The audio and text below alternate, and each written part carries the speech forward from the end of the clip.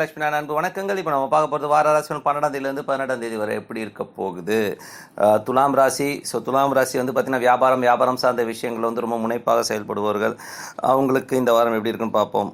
உங்களது ராசியாதிபதி பார்த்தீங்கன்னா லாபத்தில் இருக்காருங்க. 11ல் இருக்கிற சுக்கிரன் வந்து பெரும் லாபத்தை தருவார். அதுவும் குரு பார்வை உள்ள ஒரு சுக்கிரனுங்க. பெரும் முயற்சிகள் சார்ந்த விஷயங்கள் ஈடுபடும் போது பெரிய லாபங்களை கொடுப்பதற்கான வாய்ப்பு ரொம்ப சிறப்பாக இருக்குது. ஏன்னா குரு சுக்கிரன் வந்து பார்த்தீங்கன்னா ஒரு பெரும் ஒரு பெரிய லெவலில் வருவதற்கான வாய்ப்பெல்லாம் நிறையவே இருக்குது. அது மட்டும் இல்லாமல் பார்த்தீங்கன்னா அவர் வந்து உங்களுக்கு 8ஆம் அதிபதி வராது அப்படிங்கிற லெவலில் இருந்தது கூட கண்டிப்பாக வருவதற்கான வாய்ப்புகள் இருக்குது. அதுக்காக ரொம்ப சிரமப்படுவீங்க. கொஞ்சம் டென்ஷன் எடுத்து அதனால் வந்து பணம் வருவதற்கான வாய்ப்புகள் நல்லாவே இருக்குது. மூத்த சகோதரருக்கும் உங்களுக்கும் பார்த்தீங்கன்னா பணம் சம்பந்தமான விஷயங்களில் வந்து நிறைய கருத்து வேறுபாடு ஏற்படுவதற்கான வாய்ப்புகள் நிறைய இருக்குது. ஸோ அதை பார்த்துக்கணும். மற்றபடி 2ல் கேது. 2ல் கேதுன்னு போது பேசும்போது கொஞ்சம் ஜாகிரதையாக பேசுறது ரொம்ப நல்லதுங்க. மற்றபடி வந்து பார்த்தீங்கன்னா தந்தை சார்ந்த விஷயங்கள், சொத்துக்கள், அதனால் சின்ன விரயங்கள் ஏற்படுவதற்கான வாய்ப்புகள் இருக்குது. அதனால் வந்து பேச்சினால் பிரச்சனைகள் வரும். அதுவும் அப்பா சார்ந்த விஷயங்களை பற்றியோ இல்லை வெளிநாட்டில் இருக்கவங்க வந்து கொஞ்சம் ஜாகிரதையாக இந்த சட்ட ரீதியான விஷயங்கள் வந்து ரொம்ப டாக்குமெண்ட்டு இந்த மாதிரி விஷயங்கள் வந்து ஜாகிரதையாக இருக்கிறது ரொம்ப நல்லது. ஏன்னா இந்த மாதிரி விஷயங்கள் கொஞ்சம் சின்ன டென்ஷன்ஸ் வருவதற்கான வாய்ப்புகள் நிறைய இருக்குங்க. மற்றபடி 3ல் உள்ள குரு. 3ல் உள்ள குரு வந்து பார்த்தீங்கன்னா நல்ல விஷயங்கள், நல்ல மாற்றங்களை கொடுப்பார். 3ல் வந்து பார்த்தீங்கன்னா பெரிய முயற்சிகள் எடுப்பீங்க. பெரிய முயற்சிகள், பெரிய ஒரு இக்கட்டு சிக்கல்கள் எல்லாமே நீங்கள் ரொம்ப நல்ல ஒரு விஷயங்கள்லாம் கிடைக்கும். மற்றபடி வந்து பார்த்தீங்கன்னா இந்த 2 மாதங்களில் பார்த்தீங்கன்னா ஒரு நல்ல விஷயமே என்னென்னா மொத்தம் 8 மாதங்கள் வந்து தந்தையார் இருக்கிற பிரச்சனைகளில் வந்து கிட்டத்தட்ட ஒரு 2 மாதம் வந்து எஸ்கேப் ஆயிடுவீங்க. ஏன்னா வந்து குருவின் பார்வை இருக்கனால அவ்வளோ பிரச்சனைகள் வராது. பட் இருந்தாலும் கொஞ்சம் ஜாகிரதையாக இருக்கணும். பெரிய முயற்சிகள் எடுப்பீங்க. பெரிய லாபத்தை நோக்கி பிரயாணம் இருக்கும். அதெல்லாம் வந்து ரொம்ப சிறப்பான விஷயங்கள் தான். மற்றபடி சொத்துக்கள், வீடு சார்ந்த விஷயங்கள்லாம் சிறப்பாக இருக்குங்க. அதில் வந்து பார்த்தீங்கன்னா வீடு, சொத்து, அப்பா இந்த மாதிரி விஷயங்கள் வந்து மாபெரும் பேராசையே வரும் உங்களுக்கு. அந்த மாதிரி விஷயங்களில் வந்து கொஞ்சம் உஷாராக இருந்துக்கோங்க. கொஞ்சம் விட்டு கொடுத்து போனீங்கன்னா சிக்கல்கள்லேருந்து வெளியில் வந்துடலாம். அதெல்லாம் ரொம்ப சிறப்பான விஷயங்கள். வாகனங்கள், பெரிய வாகனம் வாங்கணும்னு எண்ணங்கள்லாம் இருக்கும். அதெல்லாம் வந்து நிறைவேற்கான வாய்ப்புகள் ரொம்ப சிறப்பாக இருக்குது. மற்றபடி வந்து பார்த்தீங்கன்னா 5ஆம் அதிபதி 4ல் இருக்கணும். குழந்தைகள் விஷயத்தில் ரொம்ப கவனமாக இருக்கணும். குழந்தைகள் வந்து கொஞ்சம் டைவர்ட் ஆவாங்க. இப்போ ஆன்லைன் கிளாஸஸ் அது இதெல்லாம் இருந்தாலும் குழந்தைங்களோட விஷயத்தில் பார்த்தீங்கன்னா நிறைய இந்த டைவர்ஷன்ஸ் இருக்கும். அவங்கள வந்து கொஞ்சம் கான்சன்ட்ரேட் பண்ணி வைக்கிறது ரொம்ப நல்லதுங்க. மற்றபடி கலைஞர்களுக்கு வந்து நிறைய வாய்ப்புகள் இருந்தாலும் கொஞ்சம் அந்த டிலேனஸ் இருக்கும். கொஞ்சம் அப்புறம் கொஞ்சம் அலைகழிப்புலாம் இருக்கும். கொஞ்சம் அது பார்த்துருக்கிறது நல்லது. மற்றபடி வந்து தொழிலாளர்களுக்கு வந்து பார்த்தீங்கன்னா 6ஆம் அதிபதி வந்து குரு. குரு வந்து பார்த்தீங்கன்னா சிறப்பான விஷயம், நல்ல மாற்றங்கள், புதிய முயற்சிகள், நிறைய அலைச்சல்கள் இருக்கும். வேலை செய்கிற இடத்துல நிறைய அக்ரிமெண்ட் டாக்குமெண்ட்லாம் போடுவாங்க. நல்ல ஒரு விஷயம், நல்ல மாற்றத்துக்கான விஷயங்கள் நல்லபடியாகவே இருக்கும்.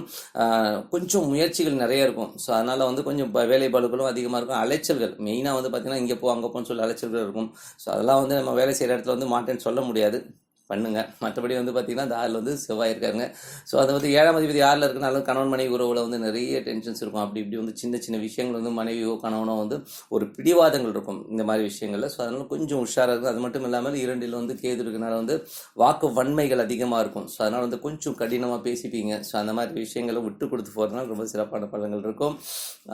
ஒன்றும் பெரிய விஷயம் இல்லை. ஏன்னா வந்து ஒரு நல்ல விஷயமே என்னென்னா 7ஆம் இடத்துக்கு வந்து இப்போதைக்கு குரு பார்வை இருக்கனால வந்து அவ்வளோ டென்ஷன்ஸ் வராதுனாலும் நீங்கள் கொஞ்சம் உஷாராக இருந்துக்கிறது ரொம்ப நல்லது. ஆனால் வாக்குவாதங்கள் கண்டிப்பாக ஏற்படுங்க. பார்ட்னர்ஷிப் சம்பந்தமான விஷயங்களும் வந்து கொஞ்சம் வந்து பொறுமையாக இருக்கிறது ரொம்ப நல்லது. 8ஆம் அதிபதியான சுக்கிரன் வந்து 11ல் இருக்கிறது பெரிய லாபங்களை கொடுக்கும். திடீர் அதிர்ஷ்டங்களை கொடுப்பதற்கான வாய்ப்புகள்லாம் இருக்குது. அதனால் வந்து கொஞ்சம் பேராசை வந்து வரக்கூடாது. ஏன்னா வந்து அது பாதகஸ்தானத்தில் இருக்கிறனால நீங்கள் எதிர்பார்த்த அமௌண்ட்டில் ஒரு 20% 30% கம்மியாக கிடைக்கும். பட் ஆனால் கண்டிப்பாக கிடைக்கிறதுக்கான வாய்ப்புகள் ரொம்ப சிறப்பாக இருக்குங்க.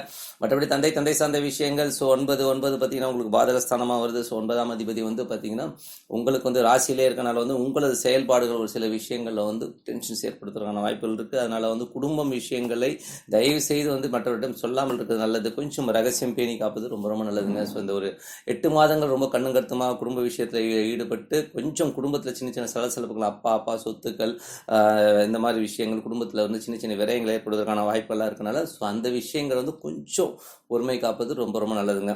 மற்றபடி வந்து தொழில் சார்ந்த விஷயங்கள் நல்ல முன்னேற்றங்களுக்கும் புதிய முயற்சிகள் நல்ல ஒரு வெற்றிகள் கிடைக்கிற வாய்ப்புலாம் ரொம்ப சிறப்பாக இருக்குது. 11 சுக்கிரன் பெரும் பணம் சம்பந்தமான விஷயம் முதல்ல சொன்ன மாதிரி அற்புதமாக இருக்குது. எல்லாமே சிறப்புங்க.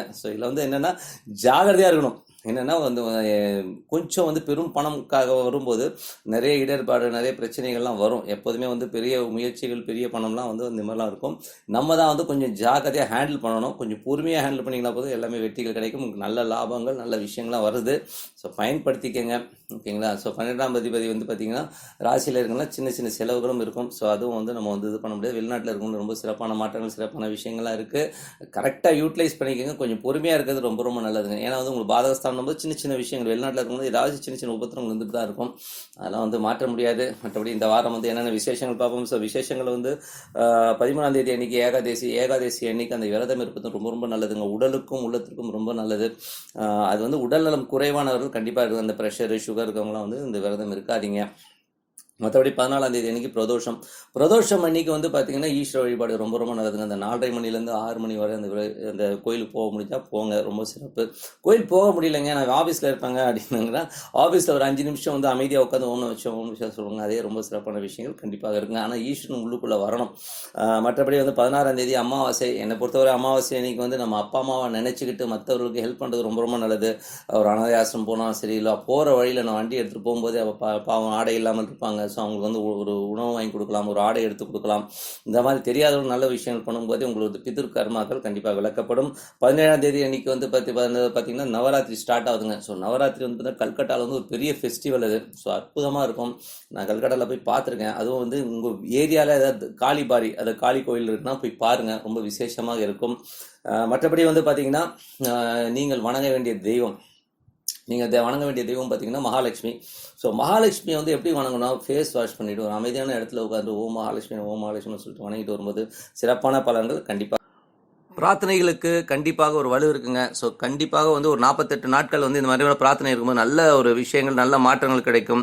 உங்களோட அந்த தெய்வம் ட்ராவல் ஆகிறத வந்து நீங்கள் உணர முடியுங்க. ஸோ எல்லாமே நன்மையாக ஏற்படணும்.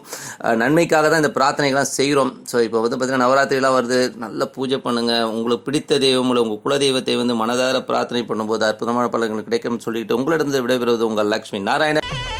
ஸ்ரீ குபேரன் டிவியை பார்த்தமைக்கு நன்றிகள். மேலும் இது போன்ற தகவல்களை தெரிந்து கொள்ள ஸ்ரீ குபேரன் டிவியை சப்ஸ்கிரைப் செய்யுங்கள். மறக்காமல் பெல் ஐக்கானை கிளிக் செய்யுங்கள்.